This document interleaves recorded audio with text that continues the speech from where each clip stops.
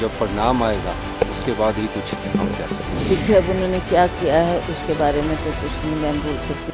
तो क्या हिमाचल में सुखविंदर सिंह सुक्खू की सरकार पर खतरा मंडरा रहा है?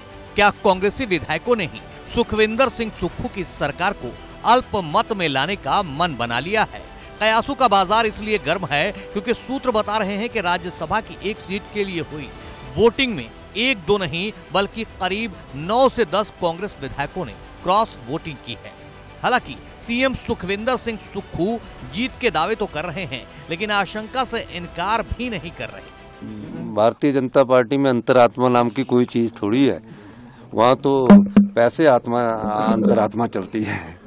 तो निश्चित तौर पर ये इसमें मैं कह सकता हूँ कि अंतरात्मा की बात पर वोट नहीं होता, विचारधारा पर वोट होता है। और जो लोग पार्टी से विरोध में कोई वोट डालता है तो कहीं ना कहीं उन्होंने कुछ न कुछ सौदेबाजी की होती है। ऐसे पैसे की अंतरात्मा भाजपा, क्या यहाँ भी कुछ इस तरह के देखो, मेरे सामने ध्यान में नहीं आया। मैं तो एक बात कह रहा हूँ कि आपकी बात का जवाब मैं दे रहा हूँ। इधर हिमाचल की कांग्रेस प्रदेश अध्यक्ष प्रतिभा वीरभद्र सिंह ने तो साफ लफ्जों में कह दिया है कि कांग्रेस के कुछ विधायक नाराज हैं। इसके पीछे वजह बता रही हैं कि उन विधायकों की सरकार से उम्मीदें थी जो वक्त पर पूरी नहीं हो पाई। तो अब नाराज विधायक क्या करेंगे, ये नतीजों के बाद सामने आएगा।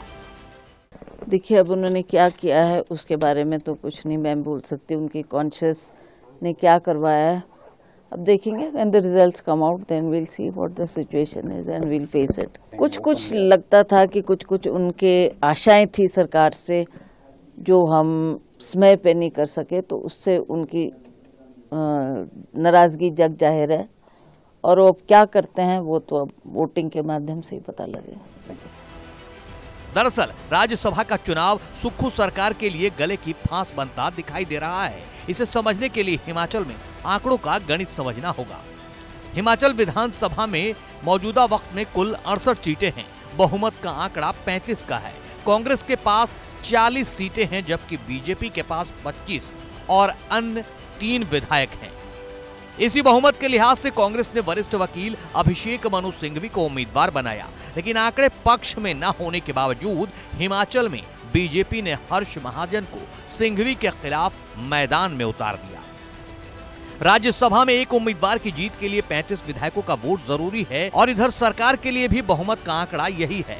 ऐसे में अगर 3 निर्दलीयों और 7 कांग्रेस विधायकों ने क्रॉस वोटिंग की तो हर्ष महाजन की जीत पक्की हो जाएगी। बीजेपी इसके दावे भी कर रही है। We are hoping for the best.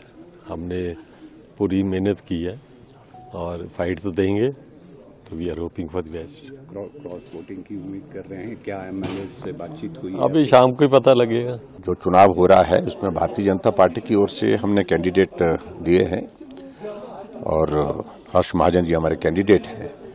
और सिर्फ इतना ही कहना चाह रहा हूं मैं कि सभी विधायक जो है वो जनप्रतिनिधि हैं और सबसे जो आवश्यक लगता है कि अपनी अंतरात्मा की आवाज से वो मतदान करें, इस बात के लिए मेरा आग्रह है। बाकी सारी चीजों को लेकर के कोई विशेष मुझे नहीं कहना है। जयराम ठाकुर और हर्ष महाजन के कॉन्फिडेंस के पीछे की वजह कांग्रेसी विधायक ही हैं, जिनके बारे में कहा जा रहा है कि पाला बदल चुके हैं।